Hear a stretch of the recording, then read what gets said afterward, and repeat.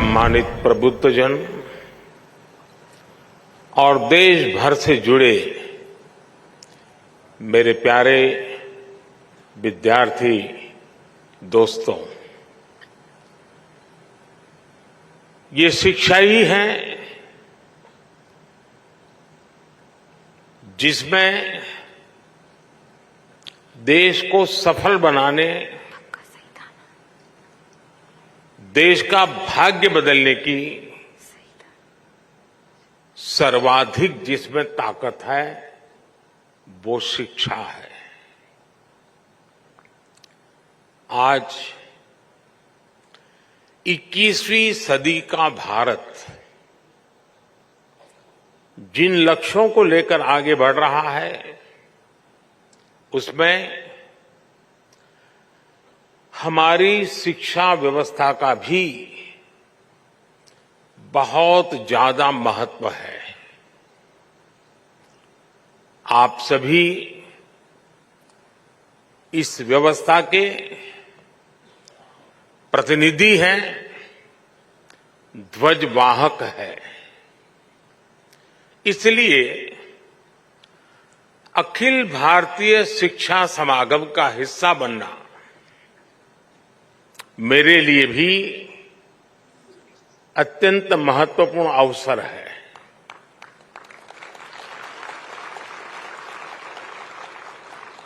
मैं मानता हूं विद्या के लिए विमर्श जरूरी होता है, शिक्षा के लिए संवाद जरूरी होता है। मुझे खुशी है कि अखिल भारतीय शिक्षा समागम के इस सत्र के जरिए हम विमर्श और विचार की अपनी परंपरा को और आगे बढ़ा रहे हैं। इसके पहले ऐसा आयोजन काशी के नवनिर्मित रुद्राक्ष सभागृह में हुआ था। इस बार ये समागम दिल्ली के इस नवनिर्मित भारत मंडपम में हो रहा है। और खुशी की बात यह है कि विधिवत रूप से भारत मंडपम के लोकार्पण के बाद ये पहला कार्यक्रम है। और खुशी इसलिए बढ़ जाती है कि पहला कार्यक्रम शिक्षा से जुड़ा कार्यक्रम हो रहा है। साथियों, काशी के रुद्राक्ष से लेकर इस आधुनिक भारत मंडपम तक अखिल भारतीय शिक्षा समागम की इस यात्रा में एक संदेश भी छिपा है। ये संदेश है प्राचीनता और आधुनिकता के संगम का। यानी एक और हमारी शिक्षा व्यवस्था भारत की प्राचीन परंपराओं को सहज रही है, आधुनिक साइंस और हाईटेक टेक्नोलॉजी इस फील्ड में भी हम उतना ही तेजी से आगे बढ़ रहे हैं। इस आयोजन के लिए शिक्षा व्यवस्था में आपके योगदान के लिए आप सभी साथियों को शुभकामनाएं देता हूं, साधुवाद देता हूं। संयोग से आज हमारी राष्ट्रीय शिक्षा नीति के 3 साल भी पूरे हो रहे हैं।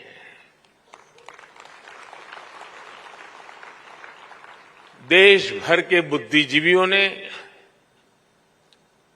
एकेडमिशियंस ने और टीचर्स ने इसे एक मिशन के रूप में लिया और आगे भी बढ़ाया। मैं आज इस अवसर पर उन सभी का भी धन्यवाद करता हूं, उनका आभार प्रकट करता हूं। अभी मैं यहां आने के पहले पास के पेविलियन में लगी रही प्रदर्शनी देख रहा था। इस प्रदर्शनी में हमारे स्किल और एजुकेशन सेक्टर की ताकत को, उसकी उपलब्धियों को दिखाया गया, नए नए इनोवेटिव तरीके दिखाए गए। मुझे वहां बाल वाटिका में बच्चों से मिलने का और उनके साथ बात करने का भी मौका मिला। बच्चे खेल खेल में कैसे कितना कुछ सीख रहे हैं, कैसे शिक्षा और स्कूलिंग के मायने बदल रहे हैं, ये देखना मेरे लिए वाकई उत्साहजनक था। और मैं आप सबसे भी आग्रह करूंगा कि कार्यक्रम समाप्त होने के बाद जब मौका मिले तो जरूर वहां जाकर के इन सारी गतिविधियों को देखें। साथियों, जब युग बदलने वाले परिवर्तन होते हैं तो वो अपना समय लेते हैं। 3 साल पहले जब हमने राष्ट्रीय शिक्षा नीति की घोषणा की थी तो एक बहुत बड़ा कार्यक्षेत्र हमारे सामने था, लेकिन आप सभी ने राष्ट्रीय शिक्षा नीति को लागू करने के लिए जो कर्तव्य भाव दिखाया, जो समर्पण दिखाया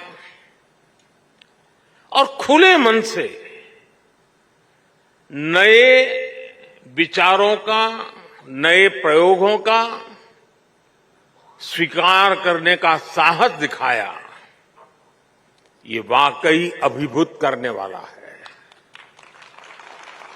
और नया विश्वास पैदा करने वाला है। आप सभी ने इसे एक मिशन के तौर पर लिया है।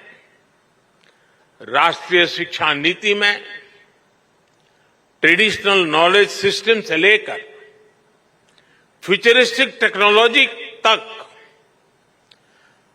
उसको बराबर एक बैलेंस वे में उसको अहमियत दी गई है। प्राथमिक शिक्षा के क्षेत्र में नया पाठ्यक्रम तैयार करने के लिए, क्षेत्रीय भाषाओं की पुस्तकें लाने के लिए, उच्च शिक्षा के लिए, देश में रिसर्च इकोसिस्टम को मजबूत करने के लिए देश का शिक्षा जगत के सभी महानुभावों ने बहुत परिश्रम किया है। देश के सामान्य नागरिक और हमारे विद्यार्थी नई व्यवस्था से भली भांति परिचित है। वो ये जान गए हैं कि 10+2 एजुकेशन सिस्टम की जगह अब 5+3+3+4 ये प्रणाली पर अमल हो रहा है। पढ़ाई की शुरुआत भी अब 3 साल की आयु से होगी। इससे पूरे देश में एकरूपता आएगी। हाल ही में संसद में नेशनल रिसर्च फाउंडेशन बिल पेश करने के लिए कैबिनेट ने अपनी मंजूरी दे दी है। राष्ट्रीय शिक्षा नीति के तहत नेशनल करिकुलम फ्रेमवर्क भी जल्द ही लागू हो रहा है। मुझे बताया गया है कि फाउंडेशन स्टेज यानी 3 से 8 साल के बच्चों के लिए फ्रेमवर्क तैयार भी हो गया है। बाकी के लिए करिकुलम बहुत जल्द ही हो जाएगा। स्वाभाविक तौर पर अब पूरे देश में सीबीएसई स्कूलों में एक तरह का पाठ्यक्रम होगा। इसके लिए एनसीईआरटी नई पाठ्यपुस्तकें तैयार कर रही है। तीसरी से 12वीं कक्षाओं तक लगभग 130 विषयों की नई किताबें आ रही हैं और मुझे खुशी है कि क्योंकि अब शिक्षा क्षेत्रीय भाषाओं में भी दी जानी है, इसलिए ये पुस्तकें 22 भारतीय भाषाओं में होगी। साथियों, युवाओं को उनकी प्रतिभा की जगह उनकी भाषा के आधार पर जज किया जाना उनके साथ सबसे बड़ा अन्याय है। मातृभाषा में पढ़ाई होने से भारत के युवा टैलेंट के साथ अब असली न्याय की शुरुआत होने जा रही है और ये सामाजिक न्याय का भी अहम कदम है। दुनिया में सैकड़ों अलग अलग भाषाएं हैं। हर भाषा की अपनी अहमियत है। दुनिया के ज्यादातर विकसित देशों ने अपनी भाषा की बदौलत बढ़त हासिल की है। अगर हम केवल यूरोप को ही देखें तो वहां ज्यादातर देश अपनी अपनी नेटिव भाषा का ही इस्तेमाल करते हैं, लेकिन हमारे यहां इतनी सारी समृद्ध भाषाएं होने के बावजूद हमने अपनी भाषाओं को पिछड़ेपन के तौर पर पेश किया।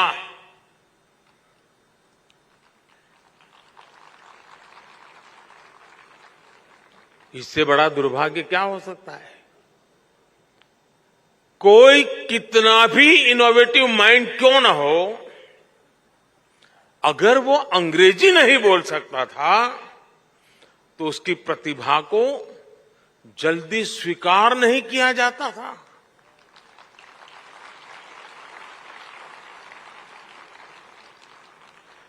इसका सबसे बड़ा नुकसान हमारे ग्रामीण अंचल के होनहार बच्चों को उठाना पड़ा है। आज आजादी के अमृत काल में नेशनल एजुकेशन पॉलिसी के जरिए देश ने इस हीन भावना को भी पीछे छोड़ने की शुरुआत की है। और मैं तो यूएन में भी भारत की भाषा बोलता हूं।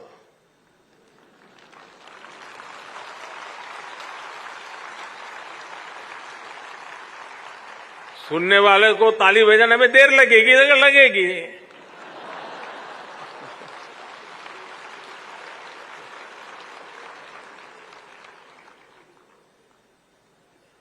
साथियों, अब सोशल साइंस से लेकर इंजीनियरिंग तक की पढ़ाई भी भारतीय भाषाओं में होगी।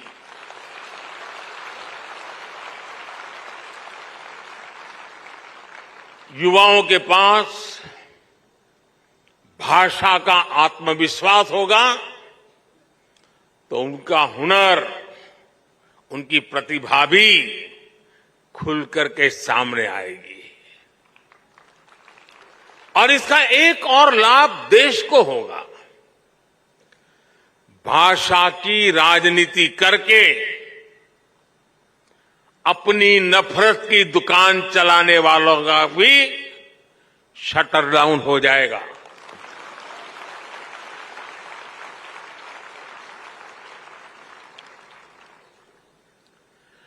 नेशनल एजुकेशन पॉलिसी से देश की हर भाषा को सम्मान मिलेगा, बढ़ावा मिलेगा। साथियों, आजादी के अमृत महोत्सव में आने वाले 25 साल बहुत ही महत्वपूर्ण है। इन 25 सालों में हमें ऊर्जा से भरी एक युवा पीढ़ी का निर्माण करना है। एक ऐसी पीढ़ी जो गुलामी की मानसिकता से मुक्त हो, एक ऐसी पीढ़ी जो नए नए इनोवेशंस के लिए लालायित हो,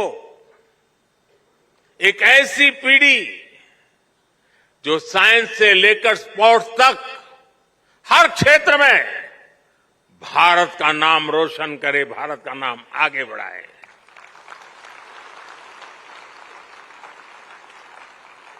एक ऐसी पीढ़ी जो 21वीं सदी के भारत की आवश्यकताओं को समझते हुए अपना सामर्थ्य बढ़ाए, और एक ऐसी पीढ़ी जो कर्तव्य बोध से भरी हुई हो, अपने दायित्व को जानती हो, समझती हो।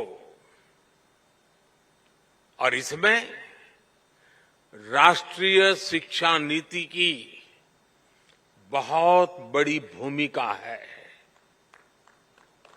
साथियों, क्वालिटी एजुकेशन की दुनिया में कई पैरामीटर्स हैं, लेकिन जब हम भारत की बात करते हैं तो हमारा एक बड़ा प्रयास है समानता। राष्ट्रीय शिक्षा नीति की प्राथमिकता है भारत के हर युवा को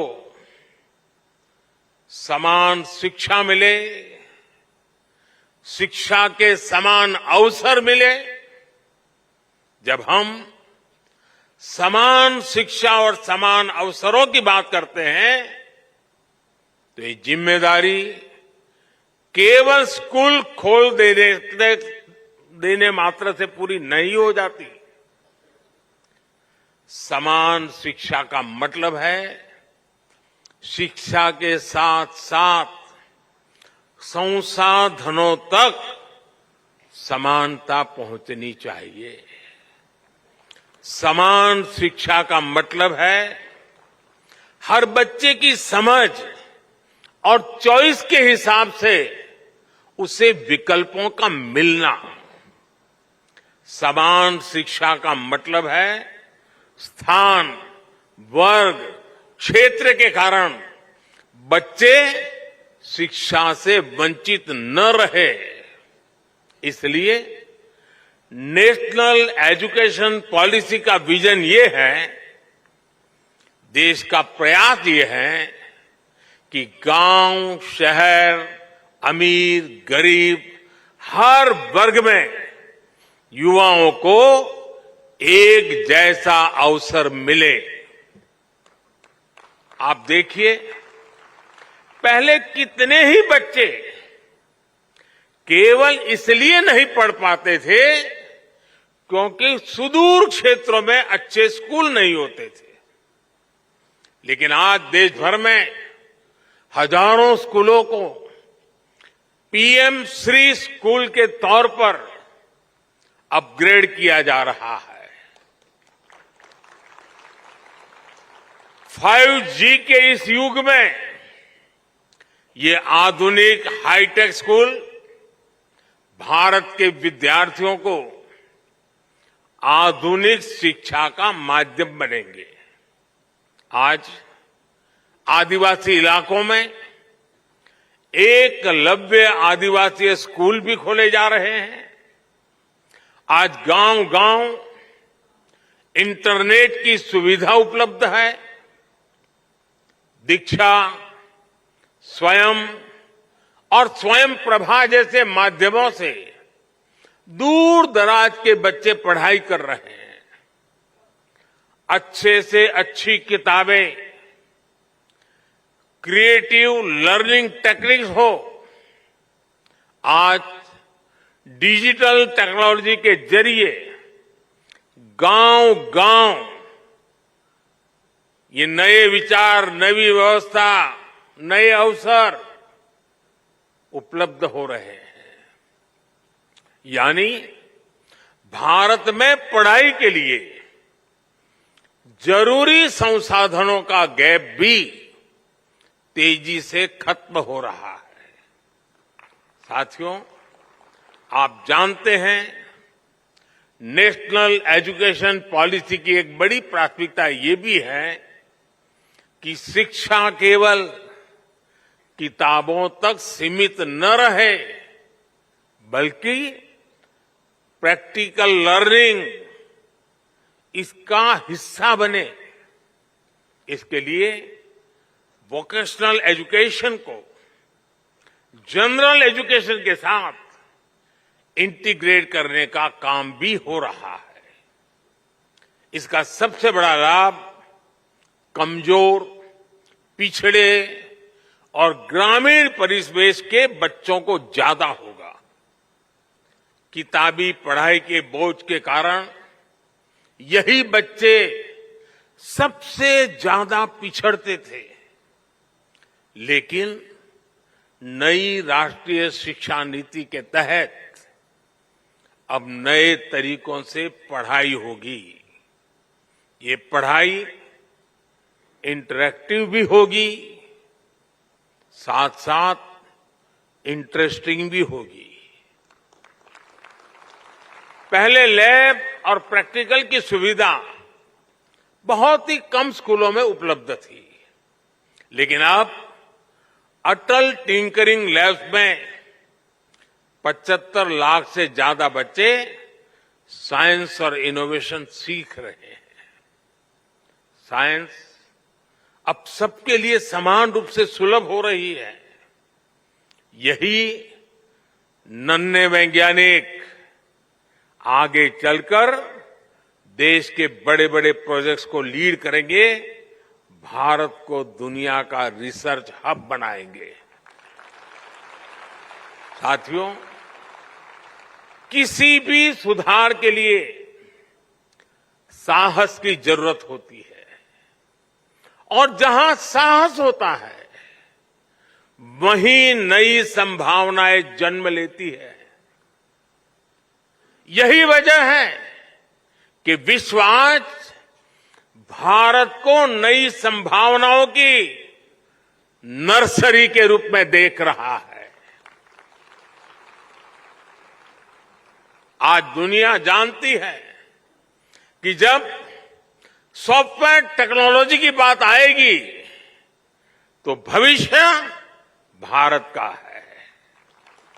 दुनिया जानती है कि जब स्पेस टेक की बात होगी तो भारत की क्षमता का मुकाबला आसान नहीं है। दुनिया जानती है कि जब डिफेंस टेक्नोलॉजी की बात होगी तो भारत का लो कॉस्ट और बेस्ट क्वालिटी का मॉडल भी हिट होने वाला है।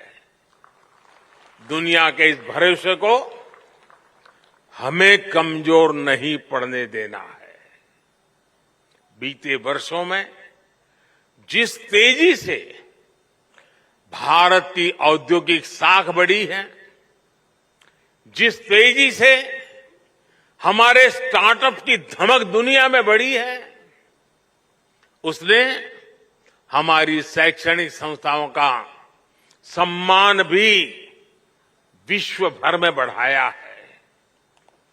तमाम ग्लोबल रैंकिंग्स में इंडियन इंस्टीट्यूट्स की संख्या बढ़ रही है। हमारी रैंकिंग में भी इजाफा हो रहा है। आज हमारे आईआईटी के दो कैंपस जंजीबार और अबू धाबी में खुल रहे हैं। कई दूसरे देश भी अपने यहां हमसे आईआईटी कैंपस खोलने का आग्रह कर रहे हैं। दुनिया में से मांग बढ़ रही है। हमारे एजुकेशन इकोसिस्टम में आ रहे ये सकारात्मक बदलावों के कारण कई ग्लोबल यूनिवर्सिटी भी भारत में अपने कैंपस खोलना चाहती है। ऑस्ट्रेलिया की 2 यूनिवर्सिटीज गुजरात के गिफ्ट सिटी में अपने कैंपस खोलने वाली है। इन सफलताओं के बीच हमें अपनी शिक्षण संस्थानों को लगातार मजबूत करना है। इन्हें फ्यूचर रेडी बनाने के लिए निरंतर मेहनत करनी है। हमें हमारी इंस्टीट्यूट्स, हमारी यूनिवर्सिटीज, हमारे स्कूल्स और कॉलेजेस को इस रिवॉल्यूशन का केंद्र बनाना है। साथियों, समर्थ युवाओं का निर्माण सशक्त राष्ट्र के निर्माण की सबसे बड़ी गारंटी होती है और युवाओं के निर्माण में पहली भूमिका माता, पिता और शिक्षकों की होती है। इसलिए मैं शिक्षकों और अभिभावकों सभी से कहना चाहूंगा कि बच्चों को हमें खुली उड़ान देने का मौका देना ही होगा। हमें उनके भीतर आत्मविश्वास भरना है ताकि वो हमेशा कुछ नया सीखने और करने का साहस कर सके। हमें भविष्य पर नजर रखनी होगी। हमें फ्यूचरिस्टिक माइंडसेट के साथ सोचना होगा। हमें बच्चों को किताबों के दबाव से मुक्त करना होगा। आज हम देख रहे हैं कि एआई जैसी टेक्नोलॉजी, आर्टिफिशियल इंटेलिजेंस, जो कल तक साइंस फिक्शन में होती थी, वो अब हमारे जीवन का हिस्सा बन रही है। रोबोटिक्स और ड्रोन टेक्नोलॉजी हमारे दरवाजे पर दस्तक दे चुकी है। इसलिए हमें पुरानी सोच से निकलकर नए दायरों में सोचना होगा। हमें अपने बच्चों को उसके लिए तैयार करना होगा। मैं चाहूंगा कि हमारे स्कूलों में फ्यूचर टेक से जुड़े इंटरैक्टिव सेशन आयोजित हो, डिजास्टर मैनेजमेंट हो, क्लाइमेट चेंज हो या क्लीन एनर्जी जैसे विषय हो। हमारी नई पीढ़ी को हमें इनसे भी रूबरू कराना होगा। इसलिए हमें हमारी शिक्षा व्यवस्था को इस तरह से तैयार करना होगा ताकि युवा इस दिशा में जागरूक भी हो, उनकी जिज्ञासा भी बढ़े। साथियों, भारत भी जैसे जैसे मजबूत हो रहा है, भारत की पहचान और परंपराओं में भी दुनिया की दिलचस्पी बढ़ रही है।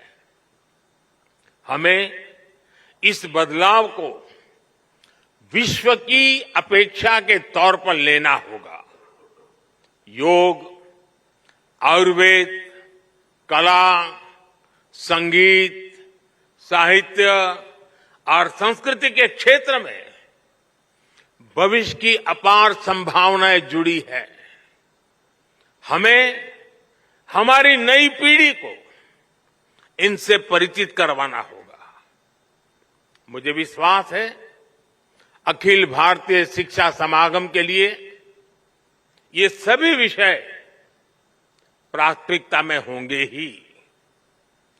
भारत के भविष्य को गढ़ने के आप सबके ये प्रयास एक नए भारत की नींव का निर्माण करेंगे और मुझे पक्का विश्वास है कि 2047 में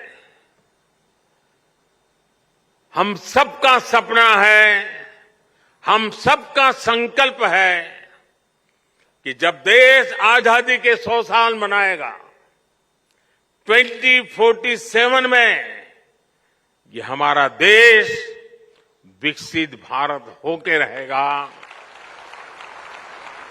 और ये कालखंड ये कालखंड उन युवाओं के हाथ में है जो आज आपके पास ट्रेनिंग ले रहे हैं, जो आज आपके पास तैयार हो रहे हैं, वो कल देश को तैयार करने वाले हैं।